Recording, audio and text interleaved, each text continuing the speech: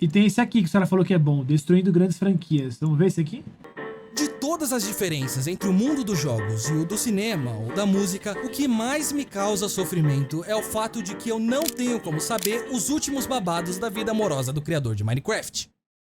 Essas pessoas não são celebridades do mesmo jeito que atores ou músicos são. Não só por causa do simples número de artistas por trás de um videogame, mas porque, muito raramente, eles aparecem de forma direta no produto final. E por causa disso, é muito difícil se tornar uma cara conhecida na indústria de jogos. Com exceção, é claro, por Hideo Kojima. Sou um grande fã do seu trabalho, tá? Você já comeu muito churrasco? Porque ainda tem mais pra comer aqui, viu? Que legal. Kojima é o Brad Pitt e a Angelina Jolie do mundo dos videogames. Um artista tão associado à sua arte que o Metal Gear sem o Kojima seria como um leite com chocolate sem leite nem chocolate. Um copo vazio chamado Metal Gear Survive. Desde os primórdios da série em 85, o único diretor, pelo menos dos jogos principais, tinha sido ele. E isso não é algo nem um pouco comum. Mesmo mega sucessos como Assassin's Creed costumam passar por inúmeras mentes criativas ao longo dos anos. Na verdade, Assassin's Creed passou por nada menos que 15 diretores diferentes. Foi essa consistência em visão artística e paixão pessoal que tornou Metal Gear em uma das maiores franquias da indústria e, junto com ela, Kojima em um dos nomes mais respeitados, conhecidos e, claro, mais valorizados, especialmente dentro da Konami. Agora, eu podia passar horas aqui contando toda a história da Konami, que fez dela tão lendária quanto. Mas o importante é como a empresa decidiu simplesmente pegar todas as páginas dessa história e limpar a sua bunda. Porque de repente, por volta de 2015, ela começou a cagar ouro.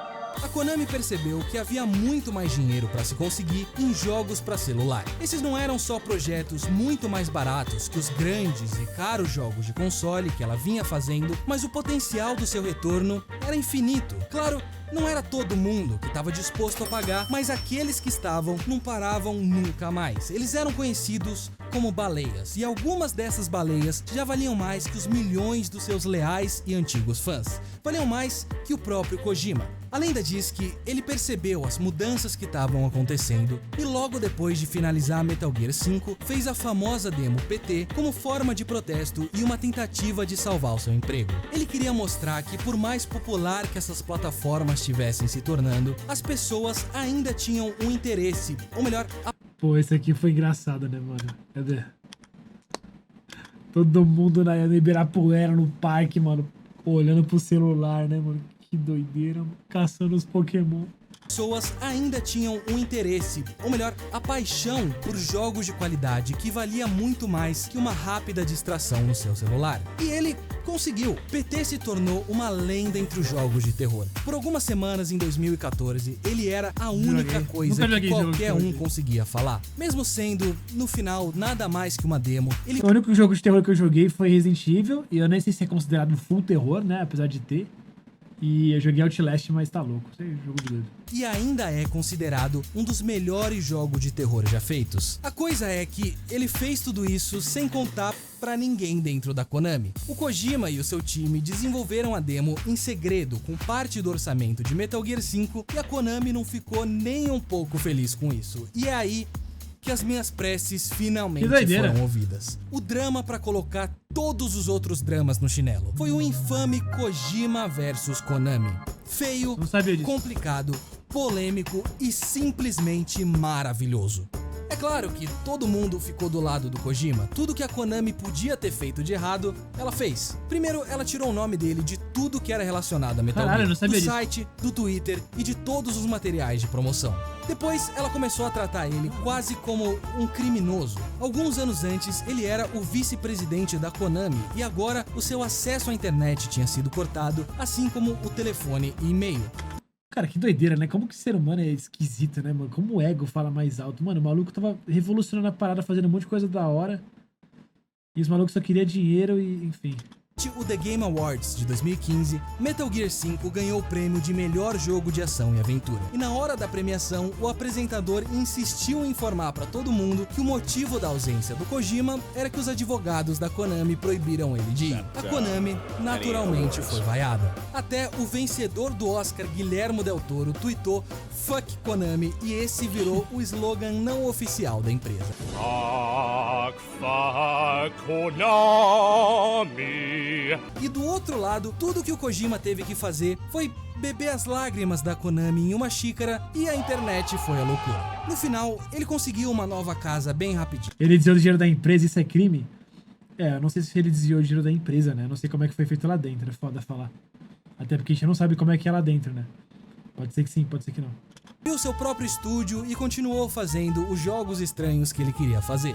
Já a Konami, mesmo com toda essa publicidade negativa, acabou conseguindo o que ela queria, os direitos do nome Metal Gear. E ela ia se certificar de ordenhar essa vaca morbidamente obesa até o último centavo. Então, eles começaram fazendo um caça-níquel de Metal Gear. E aí eles pegaram uma espingarda e atiraram na cabeça dessa vaca com Metal Gear Survive.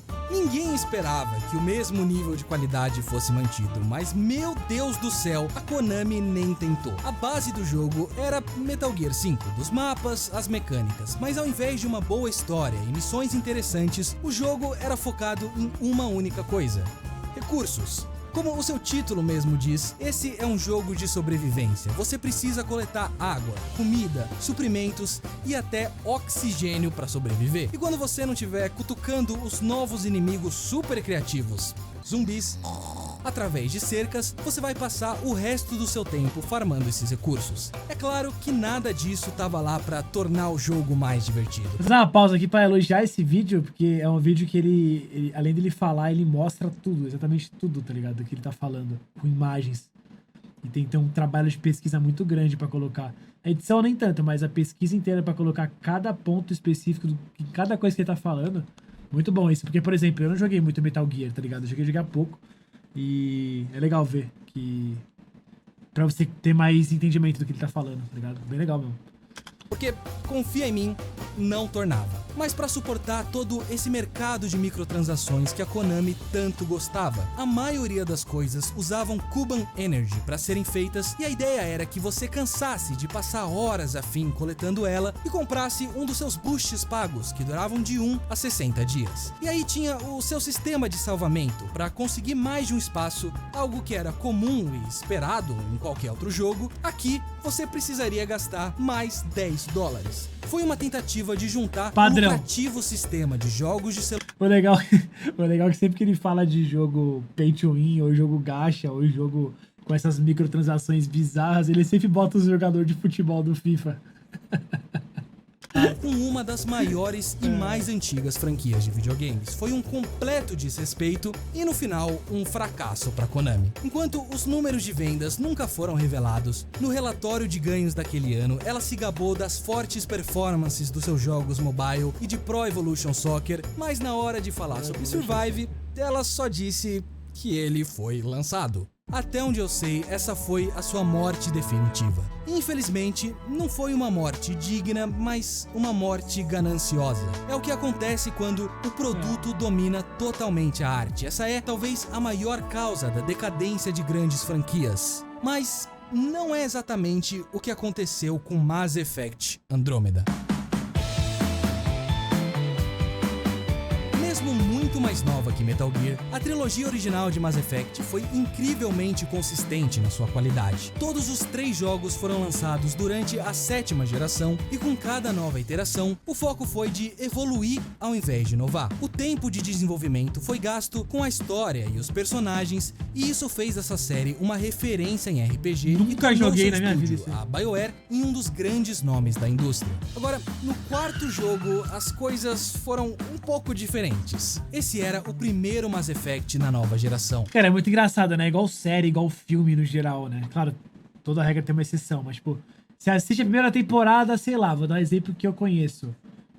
The Walking Dead, primeira e segunda temporada, caralho, é muito foda. Faz um sucesso. Ah, vamos fazer mais um monte de temporada pra ganhar dinheiro, o negócio fica uma merda, ninguém mais assiste. Filme é a mesma coisa, chega lá, tem, sei lá, trilogia muito foda, aí o 4º filme é uma porcaria. E vai, né? E é sempre assim, e jogo não muda, né? Tinha a responsabilidade de dar início a uma nova trilogia. Por isso, desde o começo, esse era um projeto extremamente ambicioso. A ideia era focar no que o primeiro jogo tinha falhado. A ideia de explorar uma galáxia com centenas de planetas, cada um com a sua própria vegetação, recursos e vida animal. Uma ideia muito parecida com um outro jogo de ficção científica chamado No Man's Sky. Para alcançar essa meta, os dois usariam métodos muito parecidos. Um algoritmo que gerasse processualmente esses elementos para criar um universo com uma escala que seria impossível de se fazer à mão. Agora, no final, No Man's Sky foi extremamente criticado por todos os problemas que resultavam desse método. Mas antes disso, esse pequeno jogo independente estava sendo visto como o jogo mais aguardado de todos os tempos. Era meio ridículo. Mas, para os desenvolvedores da BioWare, essa era a confirmação de que eles tinham um bilhete de loteria premiado nas suas mãos. A mesma ideia, mas com os recursos de um verdadeiro jogo AAA. E é aí que o primeiro problema apareceu. Depois de muito tempo trabalhando em um protótipo, eles finalmente conseguiram algo que funcionava. Você podia pousar nos planetas, pegar o seu veículo e dirigir por lindas vistas. Por lindas vistas, com vários nada. Quebrar o seu maxilar de tanto bocejar pelo quão chato tudo isso era. Como um dos desenvolvedores mesmo disse, agora imagina repetir isso por mais centenas ou até milhares de vezes. Mas esse nem era o maior dos seus problemas. Durante essa época, a dona da BioWare, a EA, fez a decisão de usar o seu próprio motor gráfico em todos os seus estúdios. Esse motor se chamava Frostbite e tinha sido desenvolvido pela DICE para fazer jogos da franquia Battlefield. Obviamente, ele era capaz de criar jogos fantásticos, contanto que esses jogos se chamassem Battlefield. Para fazer um RPG em terceira pessoa, muitas coisas básicas simplesmente não existiam. Coisas como inventário, companheiros na sua party e animações faciais. Enquanto boa parte do tempo... Cara, é foda quando você faz uma própria engine, né, uma própria ferramenta pra um jogo e você quer usar ela pra um outro jogo diferente, a chance de dar certo é muito baixa. Fora que você vai ter retrabalho, você vai ficar muito tempo tentando fazer o retrabalho. Nossa, é mó difícil, né, mano? Primeiros jogos tinha sido usada para criar novas histórias. Dessa vez, ela foi gasta desenvolvendo do zero ferramentas fundamentais para um RPG. E diferente de algo como a Unreal Engine, não existia uma documentação sobre essa nova tecnologia. A BioWare ficava à mercê dos programadores da DICE para tirar qualquer uma das muitas dúvidas que eles tinham. Mas claro, todos os outros estúdios da EA também estavam na mesma situação. E nessa espécie de fila que ia se formando, o estúdio por trás de Mass Effect estava sempre no final. A coisa é que a EA começou a perceber que existia muito mais valor em jogos como serviços. Experiências online que são feitas para segurar o jogador para sempre, introduzindo novos conteúdos e cobrando por eles. Em outras palavras, desenvolver um jogo uma vez só, mas continuar lucrando em cima dele por anos. Mass Effect simplesmente não era esse tipo de jogo. Na verdade, dentro da própria BioWare, ele já não era mais prioridade. O estúdio tinha crescido muito nos últimos anos, agora com 3 escritórios espalhados ao redor do mundo, cada um trabalhando no seu próprio projeto. Enquanto um deles terminava Dragon Age Inquisition e o time principal em Edmond começava a trabalhar no maior projeto da empresa até ali,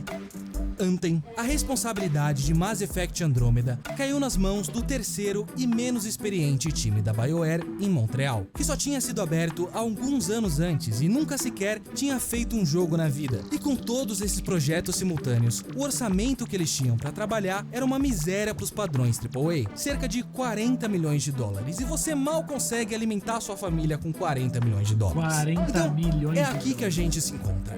É 2015, 3 anos de desenvolvimento já se fazer passaram, um jogo. e você tem uma 40 milhões de dólares dá pra fazer um jogo. Definitivamente. ideia que não funciona, uma tecnologia feita pela metade e o seu já pequeno orçamento tá acabando. O que você faz? Você dá um jeito. Primeiro, o número de planetas foi cortado de 100 para 30. Depois, para 7. Ao invés de um algoritmo, eles seriam feitos à mão, cada um deles sendo mais interessante, mas mudando assim completamente a escala da exploração. E essa mudança significava que esse seria essencialmente um jogo totalmente O diferente. que é um AAA? Vou explicar pra rapaziada, tem sempre galera com essa dúvida. AAA é um jogo com muito investimento, com muito recurso financeiro pra ser feito. Então, por exemplo, uma empresa indie, por exemplo, a gente tá fazendo o nosso jogo. Nós somos uma empresa indie, a gente tem pouco recurso financeiro pra fazer, uma empresa pequena, menor, com poucas pessoas trabalhando. Aí você tem o AA, que aí já tem uma conta, né, financeira que fazem, assim, tipo, quando você atinge, sei lá, $5 milhões já é AA. Agora, AAA é com muitos milhões, entendeu? Tipo God of War, tipo GTA, tipo LoL, tipo um monte de jogo com muito dinheiro. Não significa que o jogo é bom, né? Significa que ele tem muita grana pra colocar ali no jogo, entendeu? Isso é um jogo AAA. Apesar de terem se passado 5 anos entre o início e o fim do desenvolvimento, aqueles que trabalharam no jogo disseram que ele foi feito mais ou menos em 1 ano e meio. Enquanto essa fase final costuma ser usada para polir o jogo, em Andrômeda ela serviu para juntar todas as partes soltas e fazer de tudo para manter elas de pé. Claro que um dos aspectos mais afetados por isso foi o seu conteúdo. As missões, a história e os personagens tiveram uma atenção muito menor dessa vez. E onde essa pressa ficou mais aparente foi na quantidade incomum de bugs e glitches até para um grande RPG como esse e, claro, nas ridiculamente hipnotizantes animações faciais. Mas todo mundo na BioWare sabia que o jogo que eles estavam prestes a entregar era infestado de problemas, algo que tinha começado... Sabe o que é foda? Que assim, aí eu não sei se é uma opinião muito impopular, mas esses bugs que eles mostram do NPC virando exorcista, parecendo um louco, bêbado, eles são, pra mim, são um dos menores problemas, sabia? Tipo, às vezes é até engraçado, até cômico, até tipo, sei lá, você tira umas risadas assim que surpreende, até fica até bom. Eu gosto até de brincar do Ark, né? O Ark é um survival que é cheio de bug, mas o jogo é muito bom. Pra mim, o maior problema não é esse, é a progressão do jogo, a gameplay, né? O tanto que tem de conteúdo de jogo mesmo, de gameplay, de combate, né? E por aí vai. Mas enfim. Como um novo passo para a franquia, mas que tinha terminado como uma cópia mal feita. Esses bugs assim já são mais complicados, né? Tipo, bug que interfere na gameplay é foda. Tipo, esse aqui. Terminado como esse aqui que você trava e não consegue correr do bicho e o bicho te mata. Isso já é complicado, já é ruim já, né? Cópia mal feita. Mesmo assim, ninguém ali podia ter esperado a recepção que o jogo recebeu. Eles enviaram Andrômeda para algumas empresas de mock review, que estimam a média que ele poderia conseguir no tão importante site Metacritic. E o resultado foi um alívio. 8,5. Essa ainda seria a nota mais baixa da série, mas 8,5 é no mínimo uma ótima fundação. Daí pra frente, eles não iriam precisar mais se preocupar com construir uma base, mas evoluir os seus pontos fracos. Significava o futuro não só de Mass Effect, mas também do time da BioWare Montreal. E o que matou de vez esse futuro foram os memes.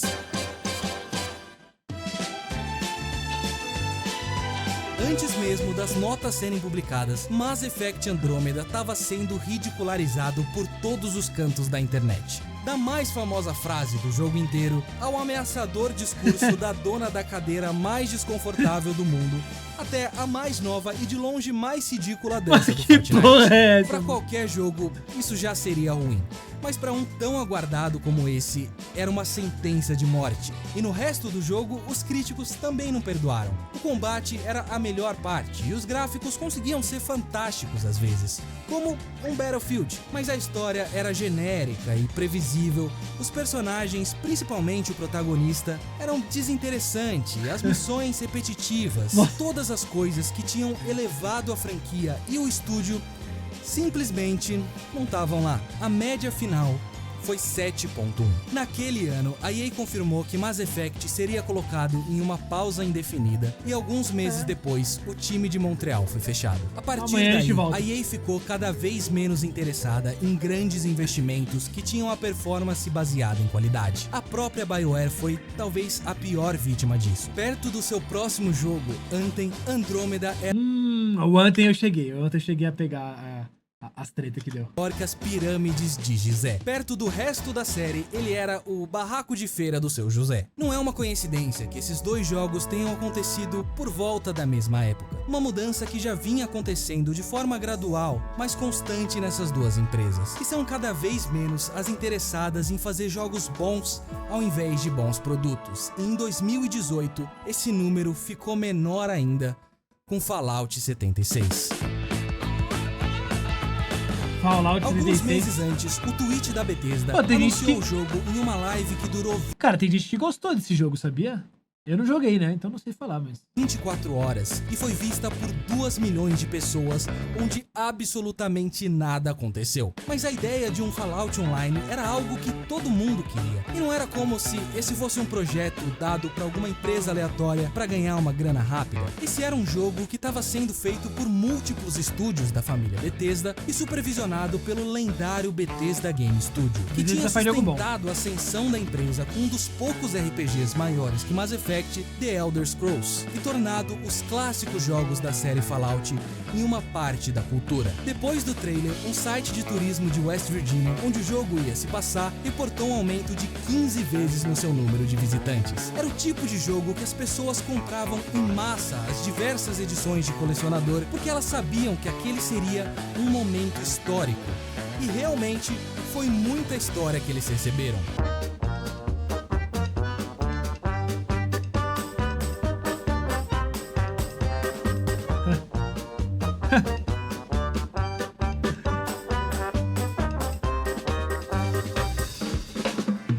Sim, o jogo era horrível. Uma tentativa quebrada e francamente novata de um MMO simples. Mas disso você já sabia. O incrível aqui foram todos os jeitos que a Bethesda cagou completamente em tudo que ela tentou fazer em volta dele. Cada uma daquelas edições especiais tinha algum problema, que ia de publicidade enganosa até uma ameaça à sua vida. Como por exemplo, essa mochila, que foi vendida como sendo feita de lona, mas que no final foi entregue com um material muito inferior, de nylon. No começo, a resposta da Bethesda para as reclamações foi...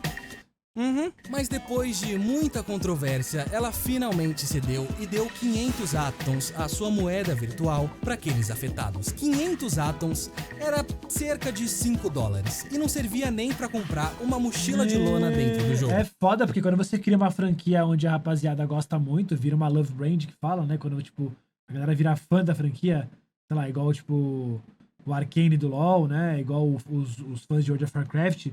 Os caras, mano, realmente eles cobram, né? E aí, se você tá expandindo pra outros mercados, porque uma coisa é você fazer um jogo, a outra é você criar essa franquia, criar essa comunidade e expandir pra virar filme, pra virar item de camiseta e por aí vai. É complicado, mano. Tem que tomar cuidado, né? Com o que você tá prometendo, porque realmente a galera vai cobrar com razão. É foda. Levou 7 meses para que o produto que tinha sido anunciado fosse finalmente entregue. Aí teve essa garrafa, que parecia nas imagens ser feita de vidro, principalmente por esse absurdo $80 ali do lado, mas que na verdade era só uma garrafa normal com uma embalagem de plástico em volta. Uma embalagem que aparentemente justificava o preço do que hoje seriam R$425. Ah, Pô, que safadeza, né, mano? dentro dela era nojento. Mas pelo menos ele não te matava. O que eu já não posso dizer sobre esse capacete, que foi enviado com altos níveis de mofo e considerado tóxico por um órgão do governo. Pra sorte da Bethesda, não foi muito difícil trocar eles por um que, sabe, não te matava, porque das 20 mil unidades produzidas, só 36 tinham sido vendidas. E a lista continua. O seu site foi hackeado e as informações pessoais, como nomes, endereços e e-mails foram roubadas. Pelo menos um jogador foi banido por ter balas demais, como se nem a Bethesda acreditasse que alguém conseguisse passar tanto tempo no seu jogo. Ela prometeu que a sua loja virtual só venderia itens cosméticos, Capa. só pra virar de costas e vender um monte de itens nada cosméticos. Uma loja, aliás, que quebrou a lei de vários países com promoções falsas. E pelo menos 75 filhotes de poodles foram sacrificados durante o desenvolvimento desse jogo. E depois de tudo isso, como agradecimento aos poucos dos seus fãs masoquistas que continuavam jogando, ela lançou Fallout First, um serviço de assinatura de $100 por ano que te dava uma mesada de atoms, como se você fosse uma criança, e recursos como servidores privados que já deveriam estar no jogo Que desde o safadeza, primeiro né, dia. mano? Um jogo que, apesar de tudo isso, continuava sendo pago. No final, a única boa notícia aqui é que esse provavelmente não vai ser o último Fallout. Para uma empresa que dizia ser a última luz para os jogos single player, ela tem feito muitos jogos como Fallout 76 nos últimos anos. Mas o completo fracasso desses jogos pode ser aquilo que vai fazer com que a Bethesda consiga se salvar. Porque, sinceramente, a EA sempre vai estar ali se equilibrando no limite do aceitável e a Konami já jogou a toalha faz tempo. Mas na Bethesda eu ainda tenho esperança. Eu também, porque, velho. mais do que nunca, a gente precisa de empresas que pensem no longo prazo, não no sentido... Eu acho que eles têm... É que é foda a empresa grande assim, nem sempre o mesmo grupo, porque a empresa é feita de pessoas, né? Nem sempre o mesmo grupo que fez um jogo dessa mesma empresa vai fazer outro jogo e vai ser tão bom quanto. Tem que tomar muito cuidado. A Bethesda faz jogos muito bons, tá ligado? Tem essas palhaçadas aí que ele mostrou. Mas, enfim. Depende das pessoas que estão trabalhando, né, mano? No final é a galera ali que sabe o que tá fazendo que vai fazer a parada legal, né? Enfim. A maior quantidade de dinheiro pelo maior tempo possível, mas em criar jogos... Não, o Starfield foi uma piada, mano. Eu sei que tem uma galera que defende o jogo, mas foi uma safadeza ali também que eles fizeram, infelizmente, tá ligado? Comparar o Starfield e falar que ele é o Skyrim do espaço é uma sacanagem. O jogo é muito safado. Muito. Eles eram, e não pelo que eles poderiam ter sido. Que construam franquias ao invés de destruírem o seu legado. Foda. A hora que dá um vídeo bom, né, mano? O cara é bom mesmo, esse Gameira. Vou deixar o like aqui, vou dar a sua primeira vez que eu vejo um vídeo dele. Achei muito bem editado, muito bem colocado as imagens, né? Curti. Bom vídeo. Deixa o vídeo aí, deixa o like aí, rapaziada.